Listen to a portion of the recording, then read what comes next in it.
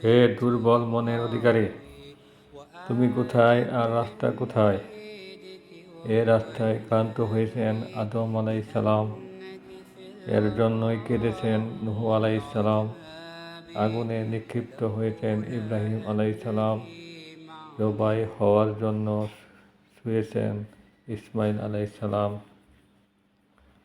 স্বল্প মূল্যে বিকৃত হয়েছেন ইউসুফ আলাইসালাম, থেকেছেন কারাগারে, করাতে টুকরো টুকরো হয়েছেন জাকারিয়া আলাইসালাম, জবাই হয়ে গেছেন চরিত্রবান ইয়াহিয়া আলাইসালাম, কষ্ট সহ্য করেছেন আইয়ুব আলাইসালাম, অনেক কান্না করেছেন দাউদ আলাইসালাম, নানা প্রকার কষ্ট ও দারিদ্র্য সহ্য করেছেন মুহাম্মদ সাল্লাল্লাহু আলাইহি ওয়াসাল্লাম।